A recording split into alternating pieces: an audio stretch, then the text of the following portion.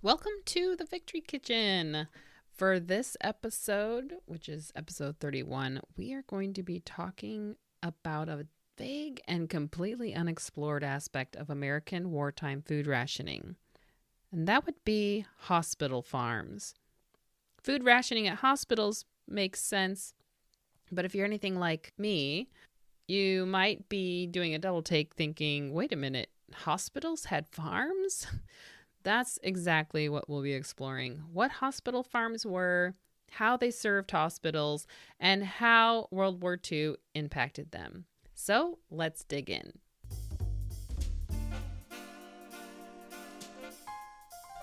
Welcome to the Victory Kitchen, the podcast all about American food rationing during World War II. I'm your host, Sarah Creviston Lee, author, historian, and vintage foodie. I'll be exploring the logistics of food rationing, featuring wartime cookbooks and recipes, and highlighting real home front experiences. We're going to be learning exactly what our grandmothers had to do to get their food to fight for victory. I wanted to really quickly let you know that I have migrated my podcast blog from Blogger over to Substack. And this is for a few reasons, but I mainly wanted to be able to have the ability to communicate more directly with people who follow my podcast. This way, when you subscribe to my Substack, you're able to be notified directly to your email that I've posted a new post. And so whenever I have a new podcast episode come up, I pretty quickly, at least I try, to get my blog posts up as well. And then I also have been trying to post other things on my Substack that are just for my Substack readers that have to do with wartime and food that don't necessarily fit in exactly with my podcast, but still are relevant. You can subscribe to my podcast Substack at victorykitchenpodcast.substack.com. And now on to the episode. So I was at my doctor's appointment the other day, and my doctor very kindly asked how my podcast was going. And I mentioned that my next episode was about hospital farms. And she had never heard about hospitals having farms at all. And this is nothing against my wonderful doctor, but it surprised me a little bit because I was just surprised that doctors wouldn't know the history of hospitals in America.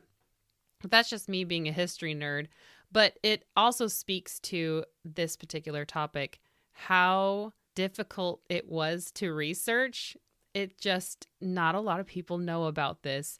It's really not surprising that she didn't know about it because I had never heard of it, and anyone I talked to has also never heard about it. It was quite the journey researching this episode. But I'm very excited to share with you what I did learn. And it is really an interesting and very important aspect of agricultural history, as you will find out.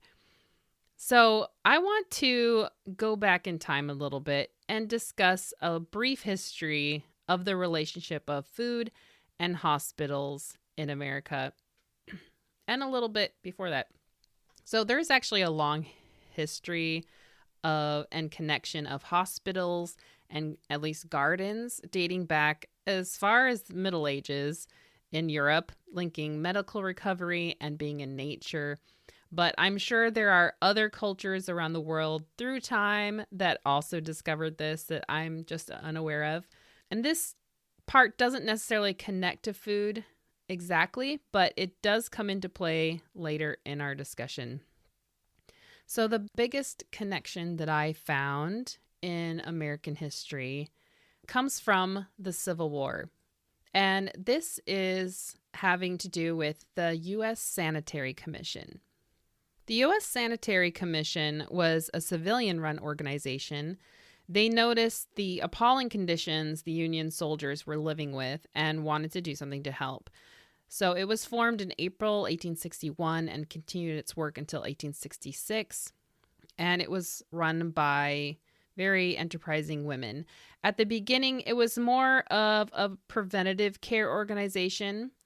But once the Civil War was in full swing, they realized they needed to shift their efforts to more emergency relief response.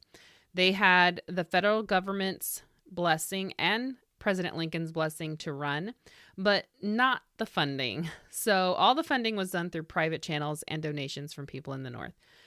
So two aspects of their work that stood out to me in the context of our conversation today is their diet kitchens and that they had hospital gardens.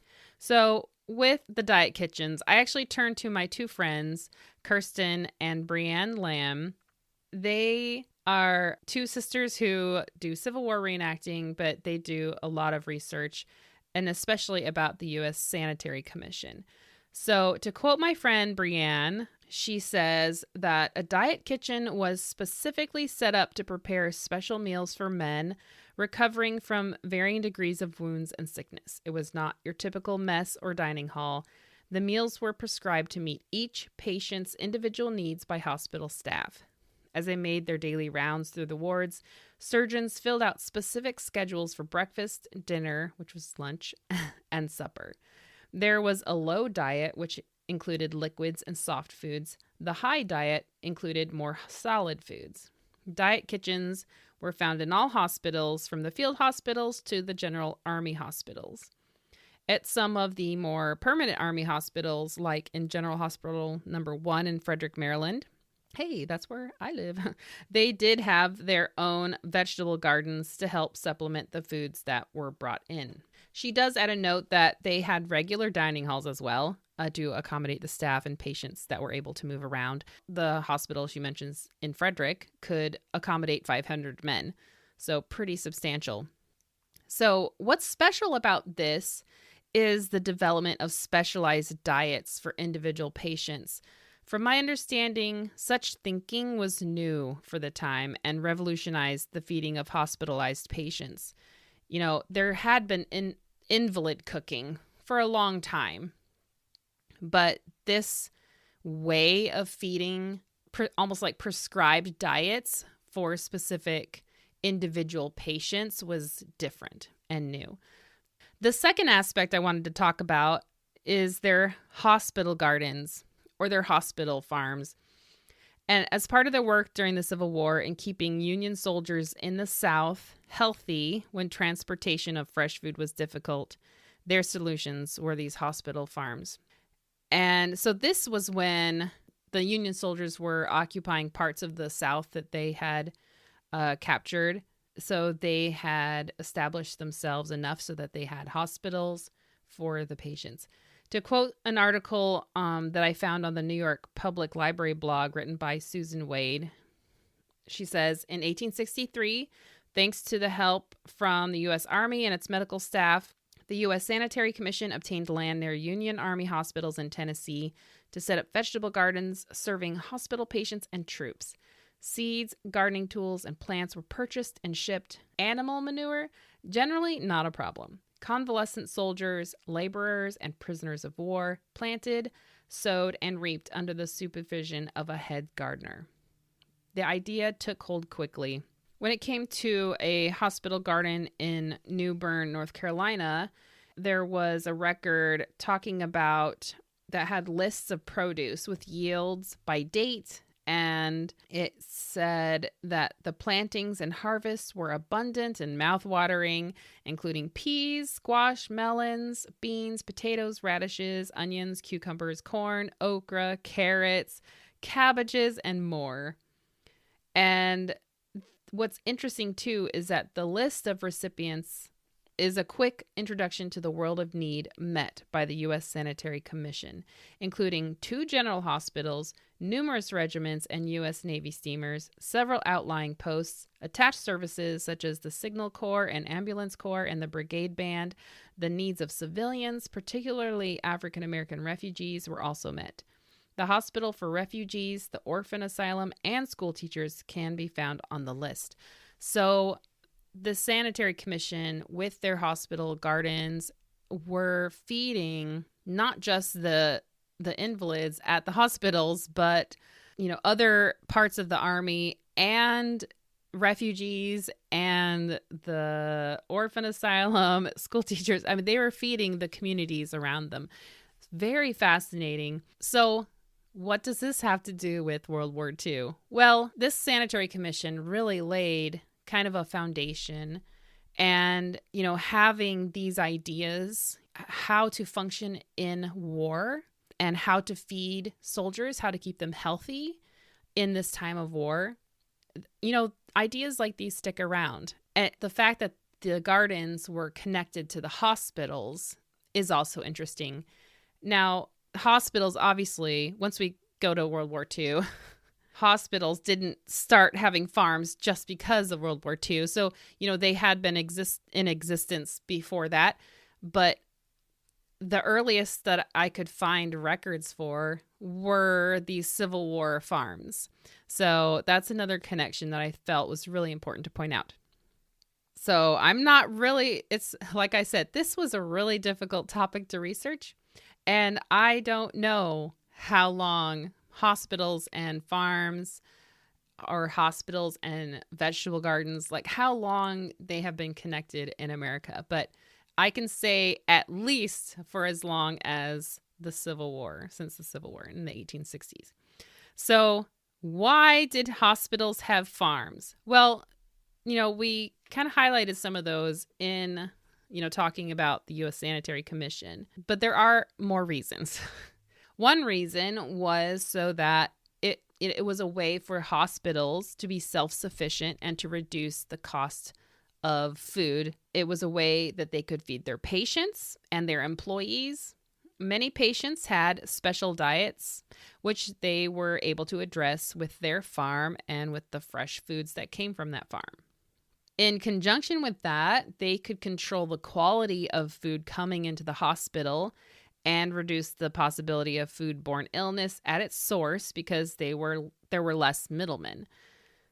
I did find an article talking about this with their milk. Like they actually found a problem with their own milk. And so they installed new pasteurization machines so that they wouldn't have that problem anymore. So they were able to take care of that problem themselves and to ensure that their milk was clean. Gardens and farms had also been a way to offer therapy and recuperation for patients, like I said, from the Middle Ages. It had long been known that being outside in nature, working with soil and plants held many benefits for mental health. And I came across many accounts of patients working the farms themselves. It wasn't just hired help, but I was actually astonished by how many farms had able-bodied patients. They weren't just like getting everyone out of their beds and saying, okay, it's time for farm work. I mean, it was the patients that were able to go and work on the farms.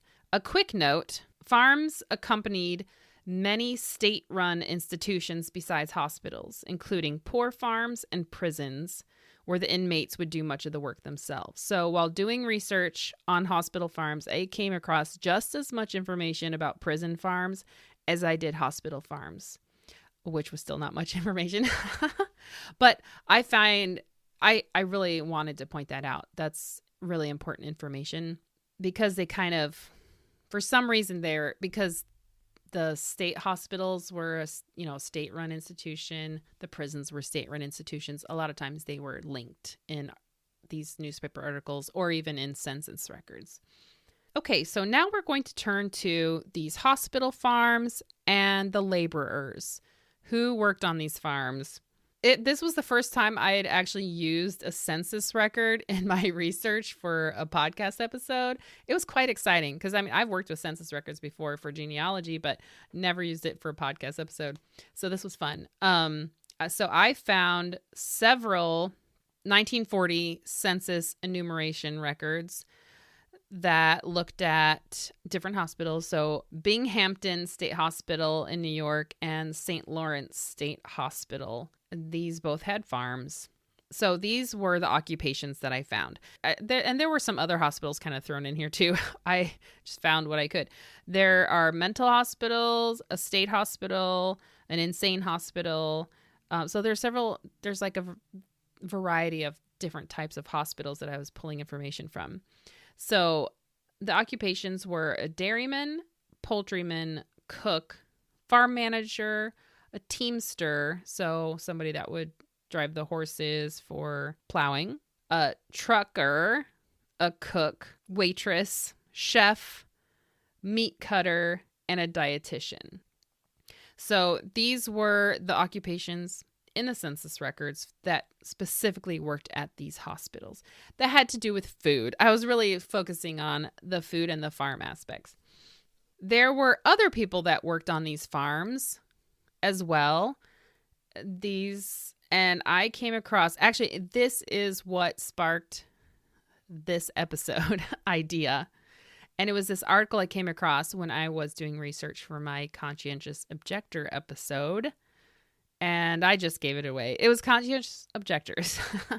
Now, I can't 100% say that they worked on hospital farms, because in what I know about conscientious objectors, they usually worked in the hospitals themselves as like orderlies or in mental hospitals doing other things. But I haven't come across articles saying that they worked on the farms themselves. But in this particular article, they are proposing the idea. It's from the Richmond Times in Virginia from May 1942. It says, "War objectors asked as aides on farms." Lack of orderlies, attendants, and farm workers in the state's far-flung system of mental institutions has created an acute and serious problem, Mr. Questenberry points out. Large numbers of the hospital's personnel are being taken for military service by selective service. Many are volunteering, and still others are being lost to war production industries. In all the 6 state hospitals, this loss of manpower is being keenly felt. But at Williamsburg, which is near the shipyards at Newport News and Norfolk, the decimation of the ranks of hospital employees has approached a crucial stage, Mr. Questenberry said. At the Eastern Institution, for instance, one 4-story building is being operated by a graduate nurse, a woman, and a 20-year-old youth who has been with the hospital staff just 4 months. There are only 20 attendants caring for 850 men at Williamsburg, whereas the minimum should be 50. Mr. Questenberry's plans calls for employment of duly classified conscientious objectors on the farms operated in conjunction with the hospital at Staunton, Marion, Lynchburg, Williamsburg, and the 2 at Petersburg. By such employment, the food supply is assured, and numbers of farm attendants might then be transferred into the hospitals themselves as orderlies or attendants. The farms are in desperate straits, Mr. Questenberry said, and the hospital system must produce food in order to maintain itself under present appropriations. Even operating all 6 farms at their capacity, there is insufficient food supplied to meet all the demands of the hospitals. But this production is indeed a major factor. Something must be done, and this appears to be a reasonable solution of the difficulties. Like I said, I don't know if this particular request was approved, but it's likely considering how other COs worked on farms and other, and like I said, they worked in other medical institutions. So it seemed like a very good suggestion that they could free up the farm laborers that were already there so that those guys could go and work as orderlies and attendants in the hospitals. Other laborers that worked in hospital farms were Victory Farm volunteer laborers. I found another article from the Richmond Times-Dispatch from Virginia in 1945 that talks about boys who would go and work on these farms. It says, here in Richmond, Pine Camp Hospital Farm gets some needed boy power from Victory Farm volunteers. G.T. Shutt, who manages the 75 acres of truck crops, says he couldn't get along without 6 boys who pull weeds and pick vegetables. The group includes 2 sets of twins, Turner and Thomas Nelms and Claude and Louis Jones. It also includes Richard Harris and Marion Mason. Shutt has used boys for 3 years and thinks he just couldn't have gotten all the work done if he hadn't had their help. The vegetables he produces go to the Pine Camp Hospital and also to the Municipal Hospital and Sheltering Arms. The fact that these boys were coming in and helping with these crops so that they could get to the hospitals is definitely noteworthy. And finally, we already talked about the patients themselves who would sometimes be called upon to work on the farms if they were capable. And, this, like I mentioned before, had also its own health benefits. Working in the soil can be very therapeutic. So if it's, depending on what their ailment was, if it was more mental health, it could definitely benefit them. If it was a physical ailment, then, I'm not sure how they would determine if a patient could help on the farm. So, and it also depended on the patient's skills. Maybe they were a farmer themselves. So I'm sure it was case by case basis, but I find that really cool that they were also able to help. Now, we are going to talk about the food itself and what they grew on farms and what they did with it. So, World War II, we've got rationing. Hospitals definitely were not left untouched. Securing good, inexpensive food for hospital patients and staff was hard work. Their farms worked hard to meet this need. So, when wartime rationing hit America, hospitals had to deal with the same problems as everyone else.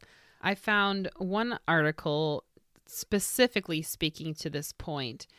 It's from the Mercury from Pennsylvania, dated March 1943. It says, food rationing hits hospitals. Food rationing is hitting meals for the sick harder than meals for the healthy, according to officials of local hospitals.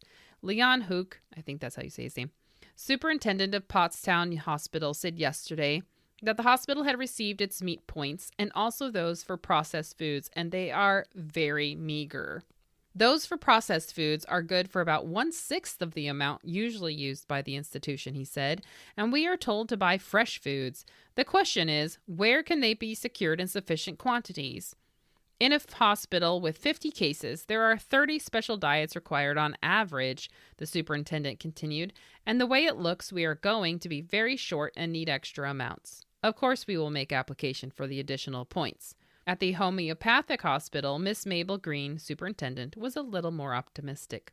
Miss Green said that the points for the institution have been cut considerably, but she thinks that points for extra food for special diets will be granted by the ration board.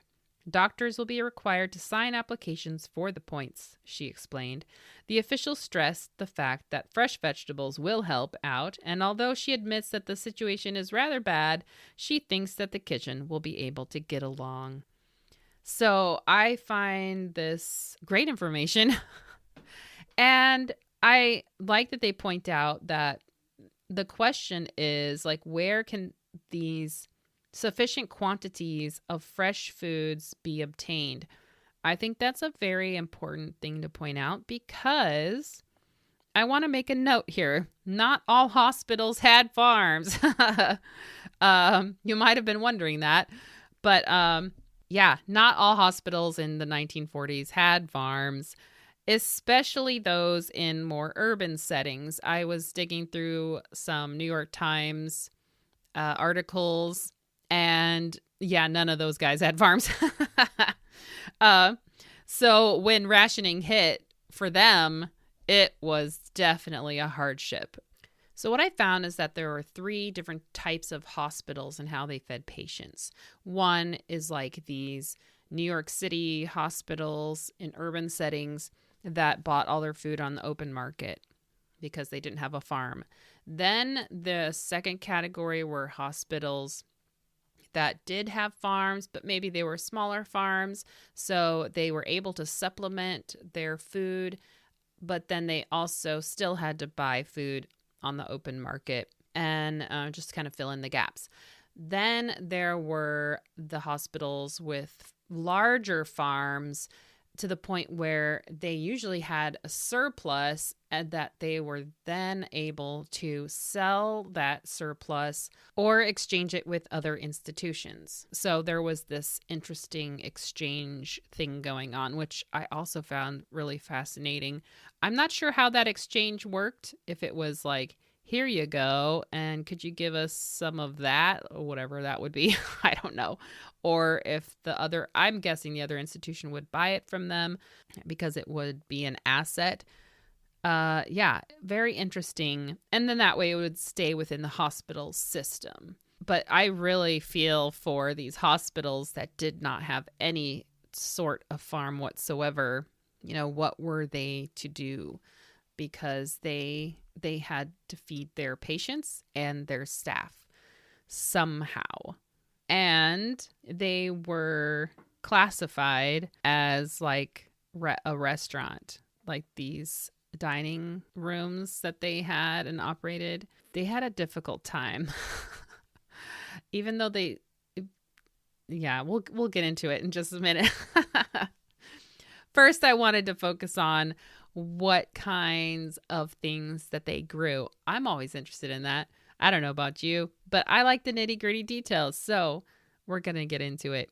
So I'm just going to go through this a list of a few hospital farms and what state they reside in, and then what they grew, because it's kind of cool to know. So for the Eastern State Hospital farm from Kentucky, they had 324 total acres. They grew Irish potatoes, sweet potatoes, parsnips, turnips, carrots, cabbage, and they canned their extra fruits and vegetables and meats. Then there's the Oregon State Hospital farms. They were very successful. They had 4,085 acres. They had dairy, poultry, hogs, cows, potatoes, cabbage, table carrots, celery, sweet corn, greens, rhubarb, parsnips, green peas, raspberries, squash, tomatoes, cherries, grapes, and prunes. Wow, they must have eaten really well. Then there is the Fort George Wright Convalescent Center Hospital Farm. Now, this was a little bit different of a farm. It was run by the U.S. military. They didn't necessarily raise crops, at least not that I could tell from the article that I read, but they raised animals. And this was specifically for the convalescence of the wounded soldiers that came to stay there. And so they raised, this was in Washington State, they raised chickens, pigeons, who were raised by the Army Signal Corpsmen. Makes sense. Hogs, steer, sheep, rabbits, goats, guinea fowl, and horses. The focus was on the animals and convalescence through taking care of the animals and giving the men something to do as they healed. They just felt like instead of sitting around doing nothing and thinking about how wounded they are, if they had a purpose, then their healing would progress much faster. And that was definitely the case. So this is a really special hospital farm. And I really wanted to highlight that. Next, we have the U.S. General Hospital Farm in Colorado. They had 50 acres plus 75 acres to hay. They grew sweet corn, green beans, beets, carrots, lettuce, peas, tomatoes, and turnips. This hospital was special because they quick froze their extra vegetables and kept them in the hospital's cold storage lockers. So that's pretty cool. Then there's the Eastern State Hospital Farm in Virginia. They had 660 acres and then a vegetable garden that was 220 acres. They grew corn, tomatoes, snap peas, Irish potatoes, sweet potatoes. The extra vegetables were canned for winter use, but surplus potatoes sold to other institutions. Then 90 acres of land was set aside for pasture to produce milk. They didn't use the milk to make butter, as the milk was used at the table with all of its fat content. They purchased additional powdered milk for use in cooking. And then to fulfill their needs for meat, they butchered 10 hogs a week.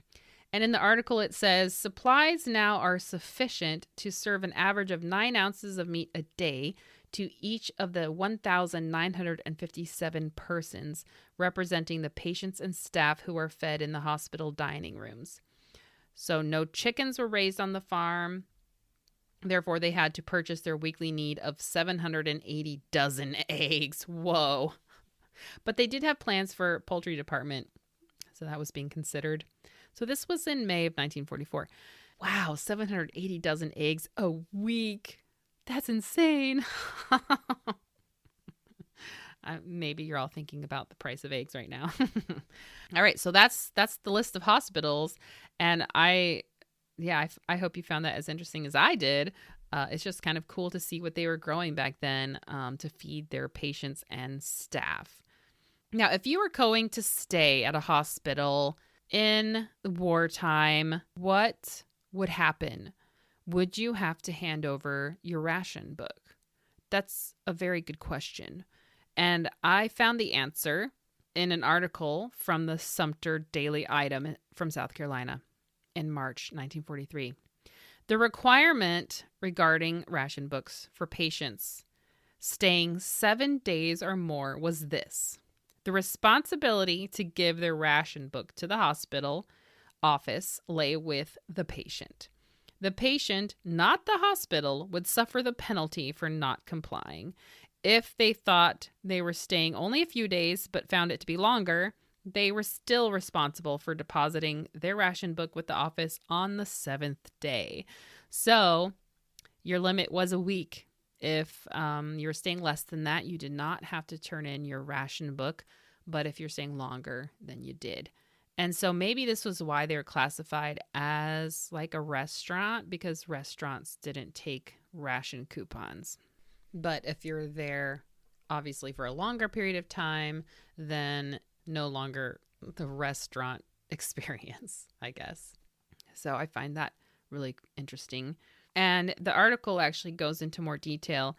Hospitals enjoy no exemptions and are grouped with canteens, lunchrooms, hotels, restaurants, civic and social organizations. Furthermore, hospitals, unlike public eating places, cannot control the number of persons to be fed, nor the food to be consumed by such methods as closing down at a certain hour or for any part of a day, but must be prepared to serve to the limit of their bed capacity for 24 hours a day and every day in the year. This is but one of the many hardships which the war has imposed upon your hospital. Others are shortage of doctors, nurses, and servants. Your hospital expects to cooperate with the government to the fullest extent, considering the purpose of the rationing plan. But such cooperation is only possible in the same measure as a patriotic public complies with this requirement. I think they're pleading like, please cooperate. So it then goes on to list other requests for the quote-unquote considerate public to comply with at the hospital. There are 2 items that I thought was worth reading. The first one is, don't kick if the crockery on your breakfast tray doesn't all match. Hospitals are short on china. Training camps have first call. Oh dear. I don't know if I'd be upset by that, but I guess some people might be. Number 2 is, don't ask for food not on the menu. Many food items are scarce, and kitchen help for the hospital is as hard to get as household help for the home. So yeah, don't make the kitchen staff mad because they're all we've got. That's pretty much what they're saying. So I will have the full list that they ask the considerate public to comply with on my Substack post. Anyway, keep an eye out for that. Something that I didn't want to leave out is food storage. Food for hospitals with farms wasn't just seasonal. They preserved as much of their food as possible for the winter months as well. Many hospitals can their surplus food. I found an article from Virginia where the state hospital had an arrangement with the extension service where it seemed that the hospital got to use some of their land for experimental purposes in growing vegetables. And then in exchange, the extension service would can the surplus vegetables for the hospital and return it to them for winter use. So that's interesting. Then I found several articles talking about hospitals having or constructing cold storage rooms. This was to enable them to store various foods for longer periods in a larger refrigeration room instead of just like a refrigerator type situation, to store certain types of vegetables in their natural state without having to can them. And as one hospital superintendent stated, This will help the war effort because we won't have to buy so many tin cans hereafter. So, without needing to can them, because then we can store them in like a chilled room, that saves time, it saves energy, and it saves tin because, I guess they would either can them, like can them, or bottle them, They also utilized frozen food. And I mentioned this a little earlier. It was the U.S. General Hospital in Denver, Colorado, that made use of this technology. And it says, although huge quantities are used daily in the hospital, there is a surplus that is quick frozen in cardboard containers and placed in the hospital's cold storage lockers. There is no waste. I love this. I really love that these hospitals are getting creative to store and preserve and store their food for their needs so that they don't have to buy as much on the open market if that option was available to them. And then finally, I just wanted to mention about preparing food for patients. I didn't find any articles or anything necessarily about this, but I did come across several photographs. I found images of staff and youth volunteers. Well, staff meaning kitchen help and youth volunteers preparing food for patients and delivering it to their rooms. In one picture, it shows a campfire girl working as a hospital aide. This is from McCall's magazine. This little girl in braids is sitting in a hospital bed, and the campfire girl is feeding her red Jell-O. I don't know how many of you have been served Jell-O during a hospital stay. I know I have. So gelatin as hospital food is still going strong. Thanks, World War II. Okay, so for some final thoughts, I wanted to turn to this article from the Danville Morning News out of Pennsylvania from April 1943. At the Second War Conference of the Hospital Association of Pennsylvania, Representative Maury Maverick, who's the director of the governmental division of the War Production Board, called for an urgent resolution in regards to hospitals. He was calling for a commission of Army, Navy, and hospital representatives to study existing hospital facilities to find out what things they needed and how other types of buildings could be converted to hospitals, and to additionally investigate other problems facing hospitals such as food rationing and shortage of materials and equipment. Harold T. Prensel, business manager of the Friends Hospital in Philadelphia, commented on the resolution saying, "If the battlefields are going to send back 1 million or perhaps 2 million casualties, we in the hospitals must be ready to provide complete hospital care. Government hospital facilities are now inadequate. The resolution correctly implies that military hospitals can be only emergency way stations and that the long pull for rehabilitation of major war casualties will take months and years in the hospitals here at home. But the resolution requires the recognition of hospital service as essential war service. Hospitals must have prior consideration in the rationing of food, fuel, and shelter. They must have manpower to prepare for the rebuilding of minds and bodies broken in the war. One hospital in Pennsylvania has already closed. Others will follow, unless official Washington is made to realize the importance of voluntary hospitals in wartime and in the post-war period." So these men were looking forward for hospitals, which is where they needed to be looking. When you're at the beginning or even in the thick of war, you're not necessarily thinking about how do we keep this sustainable or what comes next. So this was written in 1943, 2 years before the end of World War II. They didn't know when the end would be, but they were thinking of the millions of casualties, the thousands and thousands of broken men that would be returning home that would need long-term care. And they found the current health care system wanting and in desperate need of being placed in the priority. If hospital food systems were placed with lunch canteens and restaurants, you can see where they were on the list of importance for the government.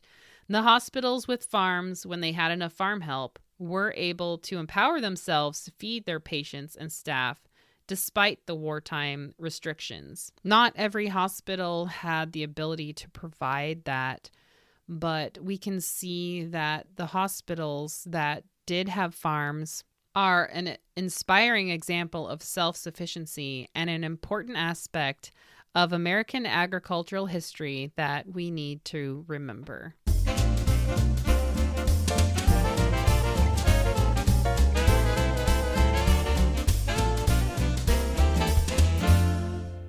Today's cookbook feature is Kitchen Strategy: What, Why, How to Feed Your Family by Leona M. Bayer, MD. This was published in 1943. So I sadly do not have a wartime cookbook published by a hospital, but this was published from a doctor. Oh, and Edith S. Green, B.A. And the foreword is by the chief of pediatrics out of Mount Zion Hospital in San Francisco. So this was the closest I could get. Let me read you the foreword written by Ernst Wolf, MD, the chief of pediatrics. It says, just as the American mother and housewife was becoming acutely aware of the importance of good diet, the impact of the war made her problem at the same time immeasurably more difficult and more urgent to solve.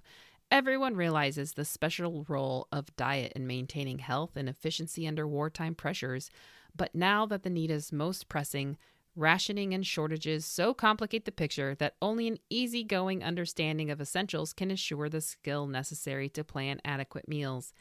One must know not only the recommended daily food items, but also how to substitute for them when they are not available.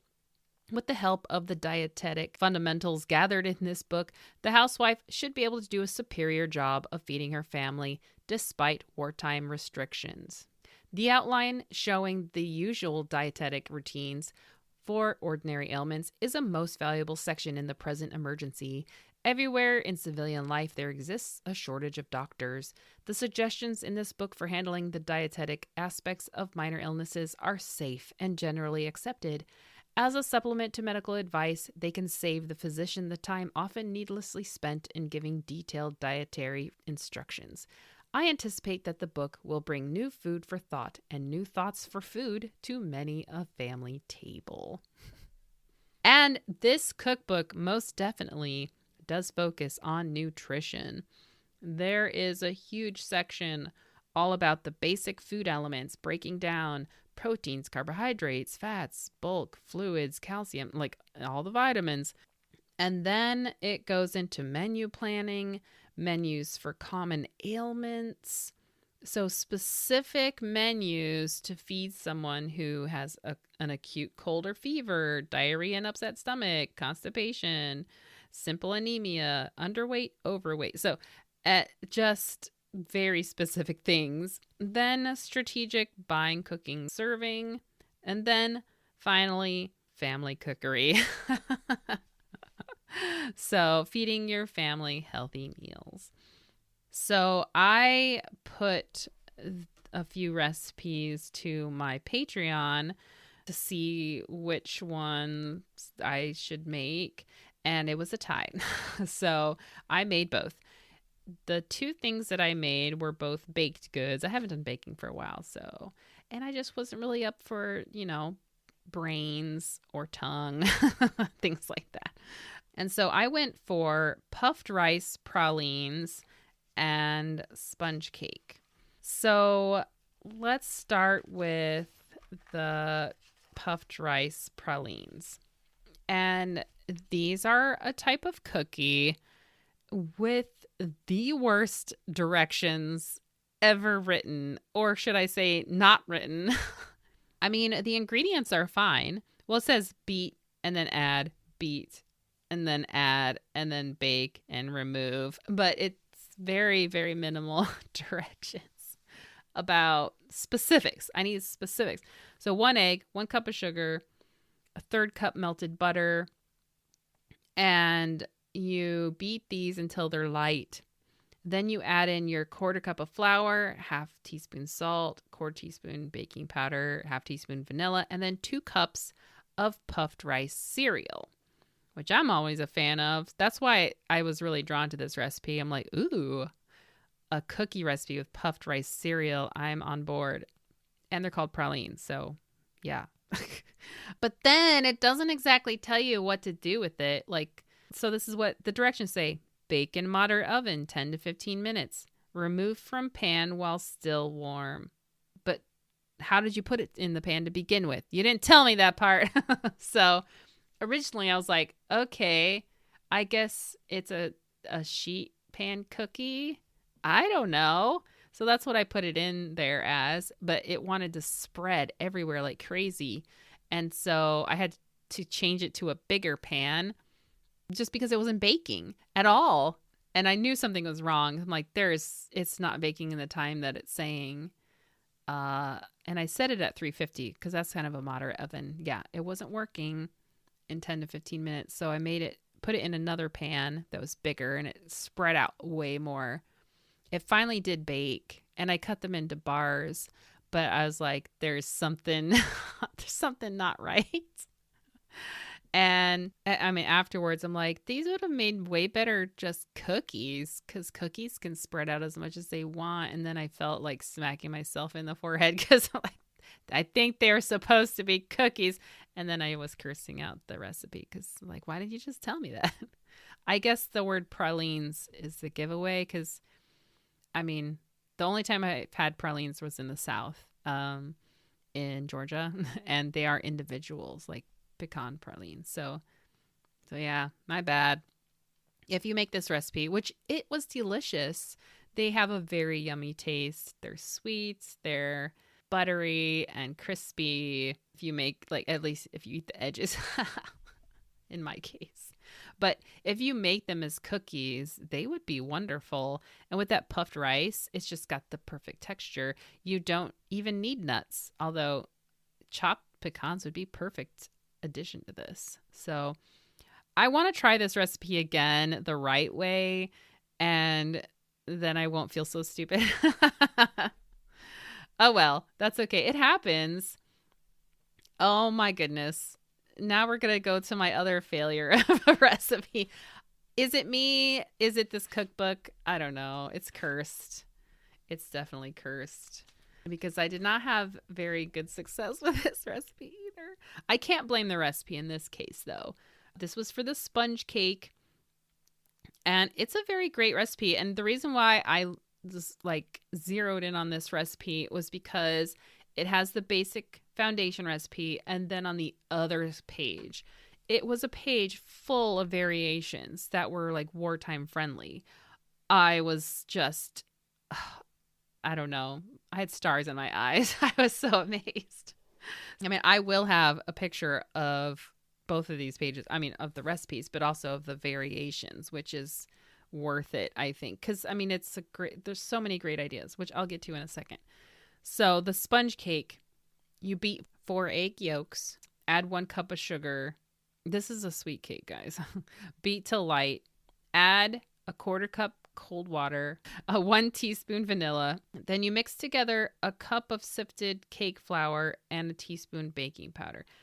I did not use cake flour. I never do when it says to, because why? I don't know. I can't be bothered to go buy that specifically. So I just used regular all-purpose flour. But I did sift it. Then you fold the flour mixture in with the wet mixture. Then you fold in the 4 egg whites that have been beaten stiff, but not dry, because remember, you just added in the egg yolks before. Then use a wire whip for the folding, is what they say. Cutting down and through the mixture gently until there are no more bubbles of egg white. Yeah, this didn't work for me. I don't know what kind of whisk they were using. It has to be like a really open whisk with only like a few wires. Yeah, I just used a spatula. It was fine. Then you bake in an ungreased springform pan or loaf pan at 350 degrees. Oh, wow. They give a temperature here for 30 to 40 minutes until the top of the cake springs back from a light touch of the finger. Then you invert on a cake rack and let cool thoroughly before removing from the pan. This is very important for a sponge cake and the fact you do not grease it. Do not do that. And don't flour it. Don't do anything to it. Just put the cake batter in.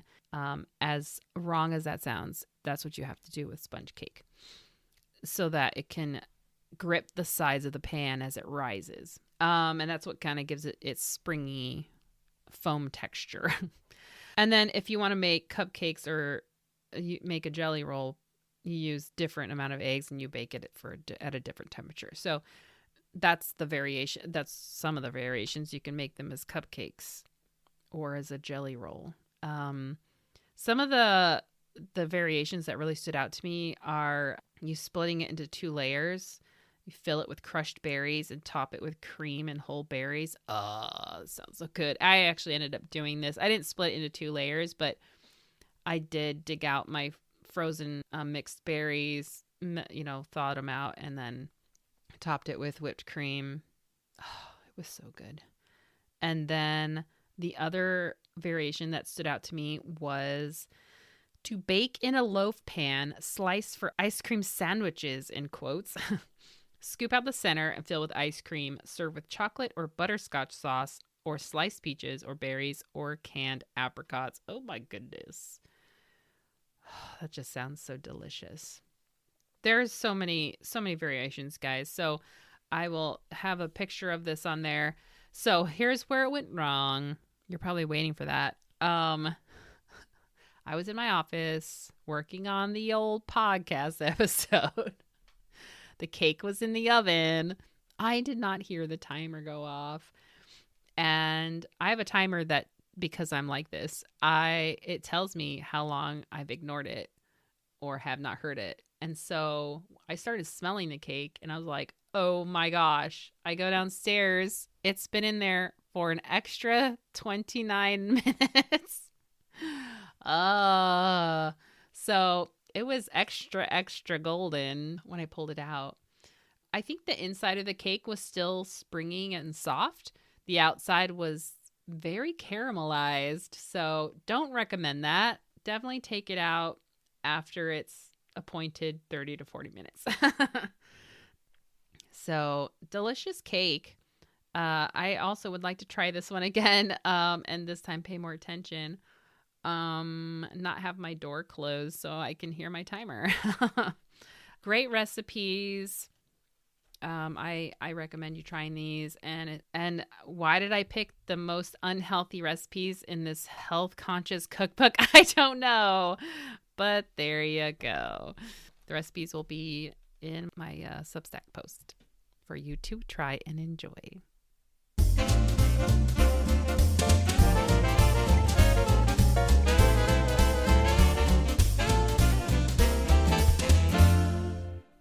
Today's story highlight comes from the Santa Cruz Sentinel from California newspaper article dated the 15th of August, 1942. And its headline is, Indigents of Men's Ward Keep Fresh Vegetables Flowing into Santa Cruz County Hospital Kitchen. Now, I actually was not familiar with the term indigent, so I looked it up. Dictionary.com defines it as lacking food, clothing, and other necessities of life because of poverty. So this article says, 1,000 quarts of string beans, hundreds of quarts of canned tomatoes, corn, squash, rhubarb, applesauce, beets, onions, etc. will fill the kitchen cupboard at the county hospital this winter, all taken from the hospital's 2.5-acre farm at the hospital grounds, County Health Officer Dr. John Fuller stated. For the past 5 years, aged indigents of the men's ward at the hospital have been puttering about with a small vegetable garden that has grown into a big supply center for the hospital kitchen. Started 5 years ago. 4 of the indigents at the hospital ward started working in the hospital farm 5 years ago when it was first started. In 4 years, the size of the farm has increased until it now supplies the hospital kitchen with a big percentage of its canned fruits and vegetables. This year, the indigents were aided by 3 WPA helpers in cultivating the farm under the direction of the hospital maintenance engineer. And from the farm this summer, the hospital kitchen staff expects to can 1,000 quarts of string beans. No telling how many quarts of tomatoes, as there are more than 2,000 tomato plants beginning to bear at the farm. Other vegetables will include corn, squash, rhubarb, beets, onions, apples, tomatoes, celery, radishes, and some lettuce produced at the farm this summer. Besides canning the farm products, the hospital kitchen staff also cans numerous quarts of produce bought at the market in season to ease the cost of feeding the patients, staff, etc. By buying fresh vegetables, then canning them, the hospital saves a great deal of boarding expense. The canned bean and tomato supply will last the entire year. Already, plans have been started to provide the farm with an irrigation system so that potatoes may be grown next year, with the farm cultivation enlarging to include the entire 5 acres of the hospital farm land, Dr. Fuller said. Not only does the hospital farm save the county lots of money each year, but it gives some of the indigents something to do and provides the hospital patients and wards with fresh vegetables and fruits the entire year long to make the lunches and dinners taste a whole lot better. I really liked this article for a few reasons. One is I like that, it details, all the things this particular farm in California was growing, but also the really hard work of the kitchen staff in canning all of it. But I really like that they acknowledge these men who were the poor patients of the men's ward who were, what they called puttering about with a small vegetable garden, but how their work had grown to the point of being a big supply center for the hospital kitchen. So it started 5 years ago. This is 1942. So their work had started before the war, and now it's really paying off. Now, while they did, it seemed like they did still have to buy some at the market because their farm is pretty small. With the hard work of the hospital kitchen staff canning so much produce, they were able to save the hospital and the county a lot of money. This is another example where it's giving these men something to do, something that seems rewarding and no doubt was good for their mental health. And then, the payoff also is that the produce is being enjoyed by everyone who eats at the hospital. So just a all around great story. And I just wanted to share that with you. I have to give a big thank you to Kirsten and Brianne for helping me with my research for the U.S. Sanitary Commission. I also wanted to give a huge thank you to the researchers at the National Archives via the History Hub and the National Agricultural Library. Even though the research there didn't, bear much fruit, I was so appreciative of their hard work in researching for me and also how quickly they got back to me. So I just had to say a big thank you because those archivists are awesome. I just wanted to also say thank you for following along with my podcast and for listening. Sometimes it's hard to believe I am this far. So what is it? 31 episodes. This is so fantastic. We are approaching the end of season 4, but not yet. We have a few more episodes left to go.